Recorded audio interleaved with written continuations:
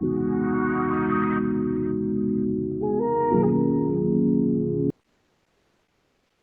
everyone, welcome back to the lecture series of class 9th geography presented by me. So I'm your instructor for this course and I'm teaching you class 9 geography. We have done 3 chapters till now and moving on to the 4th chapter, that is climate. Major portion of climate we have completed. काफी सारे हमने इसमें concepts definitions meanings completely understand कर ली है. I hope आपने lectures ध्यान से सुने होंगे and if you have listening the lectures very carefully you will be able to understand for sure. So as we always do, just recalling what all things we have covered till now in climate, please have a look. So you can see differences, climate and weather, monsoon, then the word कहाँ से word आया है. हमने यहाँ पर temperature variations की study करी थी, कैसे एक ही कंट्री के अंदर हम देखते हैं कि वेरिएशंस आते हैं टेम्परेचर में, प्रेसिपिटेशन में कैसे वेरिएशंस आते हैं, right. Then we moved ahead discussing about the coastal areas जहाँ पर टेम्परेचर बहुत मॉडरेट होता है, ठीक है. देन क्लाइमेटिक कंट्रोल्स हमने डिस्कस करे थे. क्लाइमेटिक कंट्रोल्स में हमने ये 6 मेजर फैक्टर्स डिस्कस करे in general and then we came understanding the factors affecting India's climate. कौन कौन से फैक्टर्स हैं जो इंडिया के क्लाइमेट को अफेक्ट करते हैं. Latitude, altitude, pressure and winds. Pressure and winds में हमने कुछ इंपॉर्टेंट कॉन्सेप्ट्स पढ़े थे. प्रेशर एंड सरफेस विंड्स का, अपर air circulation, western cyclonic disturbances and tropical cyclones. Then we also came to know about the seasons. हमने basically हमारे seasons भी cover करे थे लास्ट प्रीवियस लेक्चर में. We began with seasons and we also understood the Indian monsoon. इसका पूरा mechanism हमने समझा था. We talked about the western cyclonic disturbances, we talked about the jet streams and we moved on understanding these maps also. Then पूरा ये mechanism हमने देखा था किस तरीके से पूरा आपका मॉनसून जो है वो हमारी कंट्री में एंटर करता है. एल नीनो क्या था, आईटीसी जेड जोन क्या था, and then we saw the onset and the withdrawal of the monsoon की हमारी कंट्री में मॉनसून कब एंटर करता है, कहाँ पर सबसे पहले हिट करता है, where does it hit for the first, and how इसकी 2 ब्रांचेस में ये डिवाइड हो जाता है. एक आपकी अरेबियन सी ब्रांच होती है, एक आपकी Bay of Bengal branch होती है, right? And then we moved further understanding the withdrawal and the onset. We came to the seasons topic. Seasons में हमने सबसे पहले स्टार्ट करा था cold weather season, that is your winter season, right? Winter season में आपको बताया गया था कि नॉर्थ इंडिया में सिचुएशंस अलग होती हैं, साउथ इंडिया की सिचुएशन अलग होती है. नॉर्थ इंडिया में जो आपकी नॉर्थ ईस्ट ट्रेड विंड्स होती हैं वो यहाँ पर बारिश नहीं देती हैं क्योंकि वो ड्राई विंड्स होती हैं. वहीं अगर साउथ इंडिया में हम देखें तो साउथ इंडिया में आप देखते हैं कि यहाँ पर रेनफॉल होती है विंटर्स में, ठीक है. ऑल्सो हमने वेस्टर्न साइक्लोनिक डिस्टर्बेंस पढ़े थे. यहाँ पर मैं आपको एक बार वापस से वो रिकॉल करवाना चाहती हूँ बिकॉज आप जब इसको वापस रीड करेंगे तो you will able to understand कि आप इसको विंटर्स से कैसे रिलेट करेंगे. Western cyclonic disturbances are the weather phenomena of the winter month. तो पहली चीज तो यहाँ से आपको ये पता लगी कि ये विंटर मंथ के फिनोमिनाज हैं, ठीक है. ये आपको विंटर मंथ में ही दिखते हैं. Then brought in by the westerly flow from the Mediterranean region, that means जो आपका मेडिटेरेनियन रीजन है उस मेडिटेरेनियन रीजन से ये वेस्टवर्ड आते हैं, उसके साथ में ये साइक्लोनिक डिस्टर्बेंसेस आते हैं. एंड देयरफॉर आप ये देखते हैं कि इनका हमें इन्फ्लुएंस दिखता है आपके north and north western regions of India में. और जब इनका आपको इन्फ्लुएंस दिखेगा यहाँ north and north western regions of India में ड्यूरिंग विंटर्स, तो आप ये देखते हैं कि यहाँ पर रेनफॉल होती है. लेकिन ये जो नॉर्थ इंडिया में बारिश हो रही है ये आपके वेस्टर्न साइक्लोनिक डिस्टर्बेंस की वजह से होती है, ठीक है. तो अब आप इसको यहाँ पर रिलेट कर सकते हैं कि यहाँ जो आपकी ये लाइन लिखी हुई है इस पर्टिकुलर पैराग्राफ के अंदर that a characteristic feature of the cold weather season over the northern plain is the inflow of cyclonic disturbance from west and the north west. ठीक है, तो जो आपके मेडिटेरेनियन रीजन से वेस्टर्ली फ्लो आ रहा है उसका ये इफेक्ट है। दैट इज वाई आप ये देखते हैं कि आपको नॉर्थ इंडिया में महावट नाम की बारिश देखने को मिलती है, जो कि विंटर रेनफॉल होती है, विंटर्स में ही होती है, बहुत कम होती है ये। ठीक है, लेकिन बहुत ही प्रेशियस है, बहुत इंपॉर्टेंट है, बिकॉज ये राबी क्रॉप्स के लिए बहुत बेनिफिशियल होती है। क्लियर। और पेनिनसुलर रीजन में इतना वेरिएशन मिलता ही नहीं है टेम्परेचर का, क्योंकि they are actually close to equator. उसके अलावा मॉडरेटिंग क्लाइमेटिक इफेक्ट है, वाटर बॉडीज के पास में है, इसलिए इतना इफेक्ट टेम्परेचर का यहाँ नहीं मिलेगा। Now today we will be doing the other two seasons. So we begin today with the hot weather season. आज हम पढ़ने वाले हैं आपका hot weather season. ठीक है, गर्मी आप सबको पसंद है? आई थिंक आप सबको गर्मी पसंद होगी, बिकॉज सबको ice creams and cold drinks are the much required food items during the summers, right? Okay, so let's begin with the hot weather season. So, due to the apparent northward movement of the sun, the global heat belt shifts northward. As such, from March to May, it is very hot.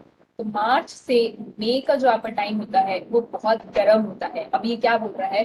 Due to the apparent northward movement of the sun, that means जो आपका सन होता है वो आपका northern hemisphere में होता है। आपको पता है ये आपका ग्लोब है and this is your equator. So northern hemisphere जो होता है, समर्स में आप देखते हैं कि जो आपका सन रेज होती हैं they actually directly fall over the northern hemisphere. कि आपका सन जो है बेसिकली नॉर्दर्न हेमिस्फीयर पे डायरेक्ट फॉल करता है during the summer time. As such from March to May it is hot weather season, hot weather season March to May in India. The influence of the shifting of the heat belt can be seen clearly from temperature recordings taken during March में at different latitudes. तो ये जो आपको line बोल रही है कि भाई ना नॉर्दर्न हेमिस्फीयर में बिल्कुल शिफ्ट हो जाता है, सन आपका शिफ्ट होता है, तो ये जो एविडेंस है, ये एविडेंस हमें रिकॉर्डिंग करी गई है टेम्परेचर की। टेम्परेचर को रिकॉर्ड करा जाता है, तो every time the temperature is being recorded and उसकी स्टडीज करी गई। और उनकी स्टडीज से आपको ये पता लगा कि यहाँ पर आप देखते हैं कि जो हीट बेल्ट है वो शिफ्ट होती है। हीट बेल्ट जो होती है आपकी वो शिफ्ट हो जाती है समर्स के टाइम पर। In March, the highest temperature is about 38 degrees Celsius recorded on the Deccan Plateau. In April, temperatures in Gujarat and Madhya Pradesh are around 42 degrees Celsius. ठीक है, the temperatures in Madhya Pradesh and Gujarat they are around 42 degrees Celsius in the month of April. ठीक है, in May, temperature of 45 degrees Celsius is common in the northwestern parts of the country. बहुत common है आपका जो north western part है country का, यहाँ पर आपको इतना टेम्परेचर कॉमनली मिलता है। इनफैक्ट ये टेम्परेचर आप अगर वेस्टर्न पार्ट में चले जाएं जहां पर थार डिजर्ट आता है राजस्थान में, वहां ये टेम्परेचर 50 डिग्री पर भी पहुंच जाता है। In peninsular India, temperature remain lower due to the moderating influence of the oceans. और peninsular India वाला जो रीजन है यहाँ पर इतना हाई टेम्परेचर नहीं मिलेगा, यहाँ पर आपको मॉडरेट टेम्परेचर्स मिलते हैं बिकॉज यहाँ ओशंस का इन्फ्लुएंस है। The summer month experience rising temperature and falling air pressure in the northern part of the country. तो अगर हम देखें तो जो आपके समर मंथ है they experience rising temperature and falling air pressure. तो ये तो आपको सीधी सी बात है, ये आपको ऑलरेडी कॉन्सेप्ट पता लग गया है अब कि अगर हम समर्स की बात कर रहे हैं तो समर्स में अब आपको पता है कि टेम्परेचर कैसे हैं, ज्यादा है, टेम्परेचर आर हाई। तो सीधी सी बात है जो आपका प्रेशर होगा, अगर टेम्परेचर हाई है तो प्रेशर कैसा होगा, low, right. So the summer month experience rising temperature and falling air pressure. ठीक है, टेम्परेचर ज्यादा, pressure come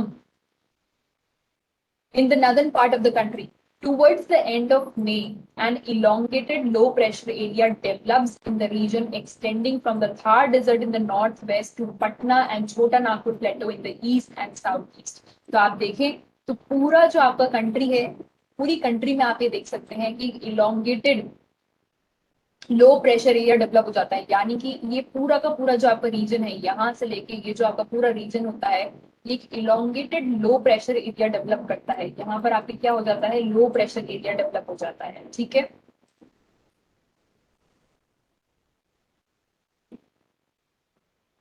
circulation of air begins to set in around this trough. A striking feature of the hot weather season is the loop. So यहाँ पर एक बहुत ही important term है ये। Again बहुत बार एग्जाम्स में आपसे पूछा जाता है, छोटे छोटे 1 मार्क का क्वेश्चन में पूछ लिया जाता है, व्हाट इज लू। ठीक है, तो आपको पता होना चाहिए कि लू क्या होती है। These are strong, gusty, hot, dry wind that blow during the day over the north and the northwestern India. तो अगर हम हमारी कंट्री देखें तो हमारी कंट्री का जो north and north western part वाला रीजन है, ये आपका north and north western part, यहाँ पर आप ये देखते हैं कि आपको एक फीचर मिलता है, उसको बोला जाता है लू। इट इज कॉल्ड एज लू, और ये आपको समर्स में ही मिलता है। Sometimes they even continue until late in evening. कई बार आप देखेंगे कि आपको शाम तक भी लू चलती हुई दिखेगी। अगर आप राजस्थान स्टेट से बिलोंग करते हैं या आसपास के रीजन से बिलोंग करते हैं, नॉर्थ के, नॉर्थ वेस्ट की, तो आप इस फिनोमिना को बहुत ज्यादा अच्छे से समझ सकेंगे, क्योंकि जो आपका पोर्शन है पूरा नॉर्थ और नॉर्थ वेस्ट वाला जो रीजन है, यहाँ पर लू एक्सपीरियंस करी जाती है, और ये इतनी गर्मी, मतलब आप देखेंगे ये टेम्परेचर को इंक्रीज करती है। लू बेसिकली अगर मान लीजिए आपके यहाँ पर 45 डिग्री सेल्सियस टेम्परेचर होगा, तो अगर यहाँ पर लू ब्लो करने लगे तो लू की वजह से आप ये देखेंगे कि टेम्परेचर और ज्यादा इंक्रीज हो जाता है। कई बार आप देखते हैं कि टेम्परेचर ये 46 डिग्रीज 47 डिग्रीज तक पहुंच जाते हैं। ठीक है, सो बहुत ज्यादा आप देखेंगे टेम्परेचर इंक्रीज हो जाता है, और कई बार ये जो लू है इसका इफेक्ट आप देखेंगे शाम तक रहता है, till evening also you find की लू चल रही है। Direct exposure to these winds में even prove to be fatal, और यदि अगर आप इन लू की इन्फ्लुएंस में आ जाते हैं, अगर आप लू के इन्फ्लुएंस में आ जाते हैं, क्योंकि ये विंड्स जो है ये बहुत बहुत हॉट विंड्स होती हैं, वार्म विंड्स होती हैं, and if you come across these winds, अगर आप इनके इन्फ्लुएंस में आ जाते हैं, तो ये at times it help leads to the health issues हो जाते हैं। उस समय आप देखते हैं कि आपको लू लग जाती है, ऐसा बोला जाता है राजस्थान में, नॉर्थ इंडिया साइड। ठीक है, these storms bring temporary relief. Okay, dust storms, sorry, यहाँ से start करना है। Dust storms are very common during the month of May in the northern India, and these storms bring temporary relief as they lower the temperature and may bring light rain and cool breeze. ठीक है, तो यहाँ से अभी आपके दो important terms develop हुए हैं, एक आपका टर्म आया लू और दूसरा आपका आया डस्ट। तो व्हाट इज लू एंड व्हाट इज डस्ट, ये दो इंपॉर्टेंट वर्ड्स हैं, यहाँ पर टर्म्स हैं। लू आपको पता लगा क्या होती है, बहुत ही hot, dry, gusty and strong winds होती हैं। वहीं अगर डस्ट आप देखते हैं तो ये जो डस्ट आती है, ये डस्ट विंड्स जो होती हैं बेसिकली आपके टेम्परेचर को थोड़ा लोअर डाउन कर देती है। ठीक है, एंड एट टाइम्स आप देखते हैं कि थोड़ा ठंडी हवा चलने लगेगी, थोड़ी हल्की हल्की बारिश हो जाती है। This is also the season for localized thunderstorm associated with violent winds, torrential downpours, often accompanied by hail. आप यहाँ देखते हैं कि precipitation जो है इस फॉर्म में होता है, hail की फॉर्म में भी होता है, torrential downpours भी हो जाते हैं, बहुत तेज हवा चलती है, बहुत violent winds चलती हैं, thunderstorms देखे जाते हैं। In West Bengal, these storms are known as काल बैसाखी। तो आप ये देखें कि ये जो बहुत तेज हवाएं चलती हैं, इनको वेस्ट बंगाल में क्या बोला जाता है, in West Bengal these are called as kal baisakhi. काल बैसाखी, ये टर्म अगेन एग्जाम में पूछा जा सकता है। Towards the close of the summer season, जैसे जैसे आपका समर सीजन एंड हो रहा होता है, the pre monsoon showers are common, especially in Karnataka. जैसे जैसे आपका समर सीजन जा रहा, मतलब थोड़ा सा डाउन हो रहा होता है, कम हो रहा होता है, तो आप देखते हैं कि आपका एंटर करता है, एंड आप देख सकते हैं कि साउथ में आपका मानसून हिट कर देता है। ठीक है, केरला, कर्नाटका, तमिलनाडु वाला रीजन है जहां पर सबसे पहले आपका मानसून आता है। They help in the early ripening of mangoes. ठीक है, तो ये जो आपके प्री मॉनसून शावर्स होते हैं, ये प्री मॉनसून शावर्स हेल्प करते हैं in the early ripening of mangoes. Everyone must be eating mangoes, सबको मैंगोज पसंद होते होंगे। सो प्री मॉनसून शावर्स जब आती हैं तब आप देखते हैं कि जो प्री मॉनसून शावर्स हैं ये बेसिकली मैंगोज को राइप करने में हेल्प करती हैं, and they are often refer to as mango showers. That means pre monsoon showers को मैंगो शावर्स बोला जाता है। ठीक है, सो विद दिस हमने आपका एक और सीजन कंप्लीट कर दिया है। We have completed your summer season. Summer season सबका फेवरेट होता है क्योंकि आपको उसमें मैंगोज मिलते हैं। अब क्योंकि समर सीजन में आपको मैंगोज मिलते हैं तो आप ऐसे याद करेंगे कि मैंगो शावर भी होती है। सो मैंगो शार जो होती है उसका दूसरा नाम क्या होता है? राइट, सो मैंगो शार का दूसरा नाम क्या होता है? प्री मॉनसून शार। एंड ये हेल्प करती है आपके मैंगोज को राइप होने में। ठीक है, तो आप ये याद रखेंगे कि प्री मॉनसून शावर्स क्या होती हैं। और क्योंकि आपको मैंगोज बहुत पसंद है तो अगर आप एग्जाम में भूल जाए, मान लीजिए कि मैंगो शावर क्या होता है, तो आप ऐसे याद करिएगा कि मैंगो जो फ्रूट है वो आप कब खाते हैं? समर्स में खाते हैं। तो बेसिकली आप देखेंगे कि मैंगो को आपको खाना है तो उसको राइप होना पड़ेगा तभी आप खा सकेंगे। तो मैंगो की राइपनिंग के लिए एक बारिश आती है, प्री मॉनसून शावर्स कहलाती है। ठीक है, ऑल्सो एक बहुत ही इंपॉर्टेंट फीचर हमने देखा यहाँ पर, लू एंड डस्ट। लू जो है वो आपके टेम्परेचर्स को और इंक्रीज कर देती है, और डस्ट जो है वो थोड़े से टेम्परेचर्स को कूल डाउन करती है। थोड़ी बहुत आप देखते हैं कि बारिश भी होने लगती है। ठीक है, okay.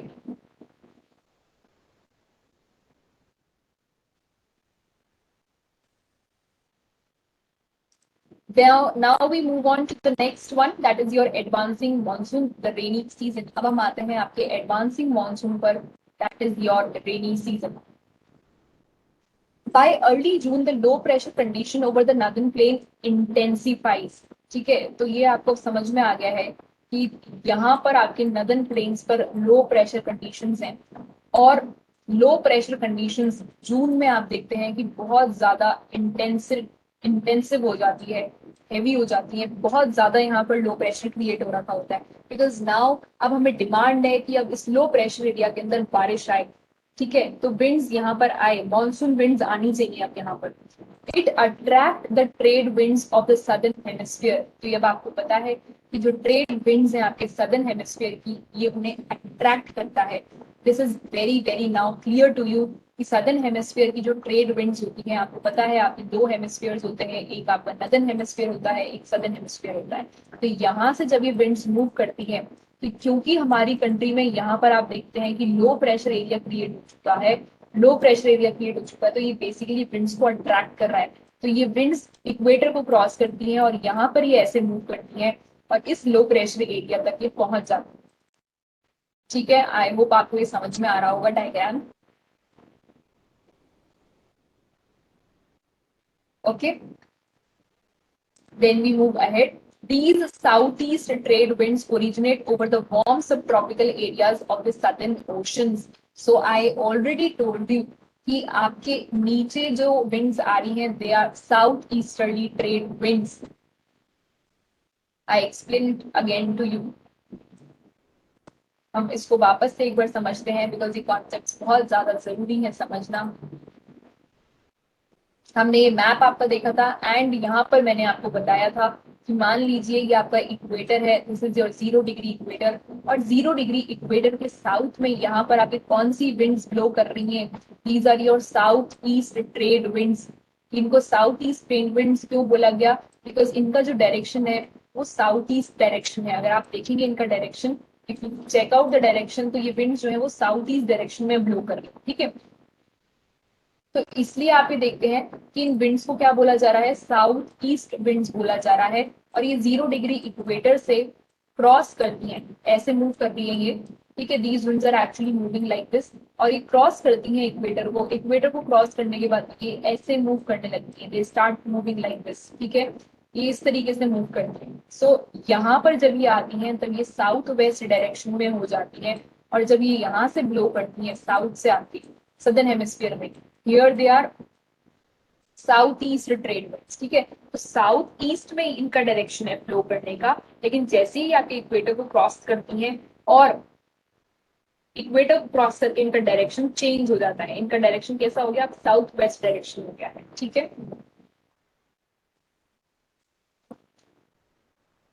Okay, they cross the equator and they blow in a southwesterly direction entering the Indian peninsula as the southwest monsoon. So I told you कि अब ये यहाँ से ये एंटर करते हैं, साउथ वेस्ट विंड्स बन के ये एंटर करती हैं और ये अब इस पेनिनसुला पे हिट करेंगी यहाँ पर, और आपके मॉनसून आता है। तो हमारी कंट्री में कौन सी विंड्स बारिश लेके आती है, south west winds.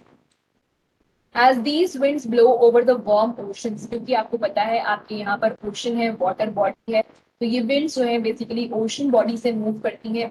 They bring abundant moisture to the subcontinent. ठीक है, क्यों, क्योंकि आपको पता है कि यहाँ पर क्या है, आपका लो प्रेशर क्रिएट हो रखा है।